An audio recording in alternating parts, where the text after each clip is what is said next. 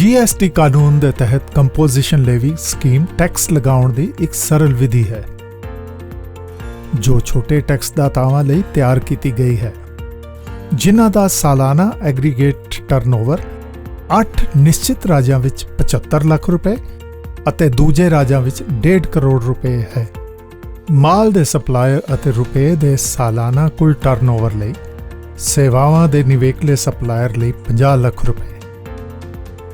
Composition levy scheme ਦਾ ਉਦੇਸ਼ ਸਾਦਗੀ ਲਿਆਉਣਾ, ਛੋਟੇ ਟੈਕਸ ਦਾਤਾਵਾਂ ਲਈ ਪਾਲਣਾ ਬੋਝ ਨੂੰ ਘੱਟ ਕਰਨਾ ਹੈ। ਇਸ ਯੋਜਨਾ ਦੇ ਤਹਿਤ ਇੱਕ ਰਜਿਸਟਰਡ ਟੈਕਸ ਦਾਤਾ ਨੂੰ ਆਪਣੇ ਸਾਲਾਨਾ ਕੁੱਲ ਟਰਨਓਵਰ ਦਾ ਇੱਕ ਛੋਟਾ ਪ੍ਰਤੀਸ਼ਤ ਭੁਗਤਾਨ ਕਰਨਾ ਪੈਂਦਾ ਹੈ ਤਿਮਾਹੀ ਆਧਾਰ ਤੇ ਟੈਕਸ ਵਜੋਂ। ਅਜਿਹੇ ਟੈਕਸ ਦਾਤਾ ਨੂੰ ਬਹੁਤੇਰੇ ਰਿਕਾਰਡ ਰੱਖਣ ਦੀ ਲੋੜ ਨਹੀਂ ਹੁੰਦੀ ਹੈ ਅਤੇ ਉਸ ਨੂੰ ਫਾਰਮ GSTR 04 ਵਿੱਚ ਇੱਕ ਸਧਾਰਨ ਸਾਲਾਨਾ ਰਿਟਰਨ ਫਾਈਲ ਕਰਨੀ ਪੈਂਦੀ ਹੈ। ਕੰਪੋਜੀਸ਼ਨ ਲੇਵੀ ਸਕੀਮ ਦੇ ਤਹਿਤ ਰਜਿਸਟ੍ਰੇਸ਼ਨ ਲਈ ਤੁਹਾਡੀ ਯੋਗਤਾ ਨਿਰਧਾਰਤ ਕਰਨ ਲਈ ਸਭ ਤੋਂ ਪਹਿਲਾਂ ਤੁਹਾਨੂੰ ਆਪਣੇ ਸਾਲਾਨਾ ਐਗਰੀਗੇਟ ਟਰਨਓਵਰ ਦੀ ਗਣਨਾ ਕਰਨ ਦੀ ਲੋੜ ਹੈ। ਟਰਨਓਵਰ ਦੀ ਗਣਨਾ ਕਰਨ ਲਈ ਇੱਕੋ ਪੈਨ ਵਾਲੇ ਸਾਰੇ ਕਾਰੋਬਾਰਾਂ ਦੇ ਟਰਨਓਵਰ ਨੂੰ ਜੋੜਨਾ ਹੀ ਕੰਪੋਜੀਸ਼ਨ ਯੋਜਨਾ ਦਾ ਉਦੇਸ਼। ਇਹ ਹੇਠਾਂ ਦਿੱਤੀਆਂ ਸ਼੍ਰੇਣੀਆਂ ਵਿੱਚ ਆਉਣ ਵਾਲੀਆਂ ਸਾਰੀਆਂ ਬਾਹਰੀ ਸਪਲਾਈਆਂ ਦੇ ਮੁੱਲ ਦਾ ਜੋੜ ਹੈ। ਟੈਕਸਯੋਗ ਸਪਲਾਈ, ਛੋਟ ਸਪਲਾਈ, ਪਰ ਅੰਦਰਲੀ ਸਪਲਾਈ ਦੇ ਮੁੱਲ ਨੂੰ ਸ਼ਾਮਿਲ ਨਹੀਂ ਕਰਦਾ, ਜਿਸ ਤੇ ਇੱਕ ਵਿਅਕਤੀ ਦੁਆਰਾ ਰਿਵਰਸ ਚਾਰਜ ਦੇ ਆਧਾਰ ਤੇ ਟੈਕਸ ਅਦਾ ਕੀਤਾ ਜਾਂਦਾ ਹੈ ਅਤੇ GST ਕਾਨੂੰਨ ਦੇ ਤਹਿਤ ਅਦਾ ਕੀਤੇ ਸੈਸ ਸਮੇਤ ਟੈਕਸ। ਡਿਪਾਜ਼ਿਟ ਜਾਂ ਕਰਜ਼ੇ ਵਧਾਉਣ ਦੇ ਤਰੀਕੇ ਦੁਆਰਾ ਪ੍ਰਦਾਨ ਕੀਤੀਆਂ ਸੇਵਾਵਾਂ ਦੀ ਛੋਟ ਦੀ ਸਪਲਾਈ ਦਾ ਮੁੱਲ ਹੁਣ ਤੱਕ ਦੀ ਤਰੱਕੀ, ਜਿੱਥੋਂ ਤੱਕ ਵਿਚਾਰ ਵਿਆਜ ਜਾਂ ਛੂਟ ਦੇ ਤਰੀਕੇ ਨਾਲ ਦਰਸਾਇਆ ਗਿਆ ਹੈ।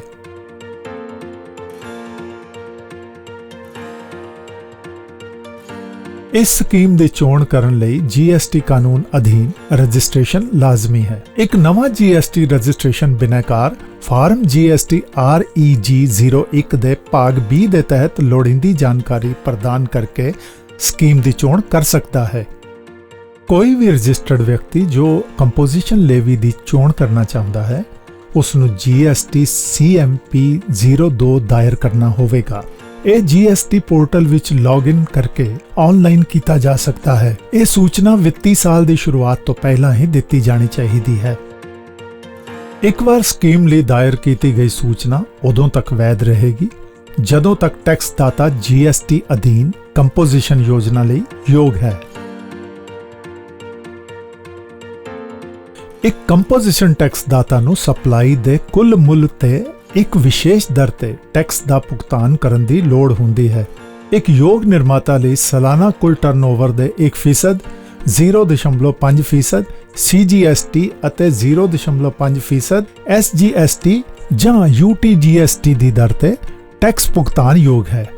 ਅਨੁਸੂਚੀ 2 ਦੇ ਪੈਰਾ 6 ਦੀ ਧਾਰਾ B ਵਿੱਚ ਦਰਸਾਏ ਸਪਲਾਈ ਬਣਾਉਣ ਵਿੱਚ ਲੱਗੇ ਇੱਕ ਯੋਗ ਵਿਅਕਤੀ ਲਈ CGST ਐਕਟ ਵਰਗਾ ਰੈਸਟੋਰੈਂਟ ਸੇਵਾ ਪ੍ਰਦਾਨ ਕਰਨ ਵਾਲੇ ਸਾਲਾਨਾ ਕੁੱਲ ਟਰਨਓਵਰ ਦਾ 5%, 2.5% CGST ਅਤੇ 2.5% SGST ਜਾਂ UTGST ਦੀ ਦਰ ਨਾਲ ਟੈਕਸ ਭੁਗਤਾਨ ਯੋਗ ਹੈ।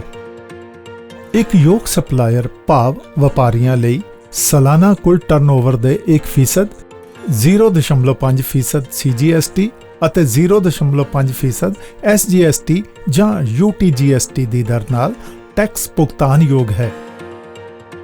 ਇਹ ਸਕੀਮ ਇੱਕ ਯੋਗ ਸੇਵਾ ਪ੍ਰਦਾਤਾ ਲਈ ਵੀ ਉਪਲਬਧ ਹੈ, ਜਿੱਥੇ ਸਾਲਾਨਾ ਕੁੱਲ ਟਰਨਓਵਰ ਦੇ 6%, 3% CGST ਅਤੇ 3% SGST ਜਾਂ UTGST ਦੀ ਦਰ ਨਾਲ ਟੈਕਸ ਭੁਗਤਾਨ ਯੋਗ ਹੈ। ਕੰਪੋਜੀਸ਼ਨ ਸਕੀਮ ਅਧੀਨ ਟੈਕਸ ਦੇਣਦਾਰੀ ਨੂੰ ਚਲਾਨ ਦੇ ਆਧਾਰ ਤੇ ਤਿਮਾਹੀ ਆਧਾਰ ਤੇ ਅਦਾ ਕਰਨ ਦੀ ਲੋੜ ਹੈ। CMP 08 ਸੰਬੰਧਤ ਤਿਮਾਹੀ ਤੋਂ ਬਾਅਦ ਮਹੀਨੇ ਦੀ 18 ਤਰੀਕ ਤੱਕ।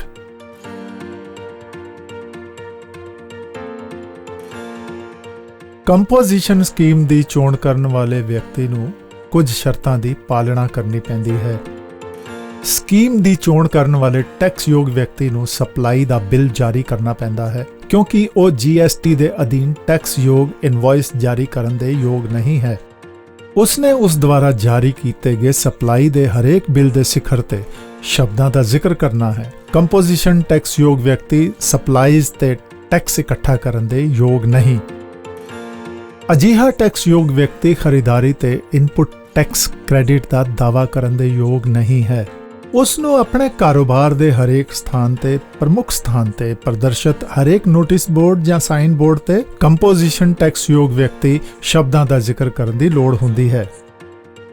ਕੰਪੋਜੀਸ਼ਨ ਟੈਕਸ ਦਾਤਾਵਾਂ ਦੁਆਰਾ ਕੁਝ ਪਾਬੰਦੀਆਂ ਦੀ ਵੀ ਪਾਲਣਾ ਕੀਤੀ ਜਾਣੀ ਚਾਹੀਦੀ ਹੈ। ਉਹ ਮਾਲ ਜਾਂ ਸੇਵਾਵਾਂ ਦੀ ਕੋਈ ਅੰਤਰਰਾਜੀ ਸਪਲਾਈ ਨਹੀਂ ਕਰ ਸਕਦਾ। ਉਹ ਨਾ ਤਾਂ ਆਮ ਟੈਕਸ ਯੋਗ ਵਿਅਕਤੀ ਹੋ ਸਕਦਾ ਹੈ ਅਤੇ ਨਾ ਹੀ ਗੈਰ ਨਿਵਾਸੀ ਟੈਕਸ ਯੋਗ ਵਿਅਕਤੀ ਹੋ ਸਕਦਾ ਹੈ। ਗੌਰਤਲਬ ਹੈ ਕਿ 1 ਅਕਤੂਬਰ ਤੋਂ ਪ੍ਰਭਾਵੀ 2023 CGST ਐਕਟ 2017 ਦੇ ਸੈਕਸ਼ਨ 10 ਵਿੱਚ ਸੋਧ ਕੀਤੀ ਗਈ ਹੈ ਅਤੇ ਹੁਣ ਈ-ਕਾਮਰਸ ਆਪਰੇਟਰਾਂ ਰਾਹੀਂ ਮਾਲ ਦੀ ਸਪਲਾਈ ਕਰਨ ਵਾਲੇ ਕਾਰੋਬਾਰ ਵੀ ਕੰਪੋਜੀਸ਼ਨ ਸਕੀਮ ਦੀ ਚੋਣ ਕਰ ਸਕਦੇ ਹਨ, ਬਸ਼ਰਤੇ ਹੋਰ ਸ਼ਰਤਾਂ ਪੂਰੀਆਂ ਹੋਣ।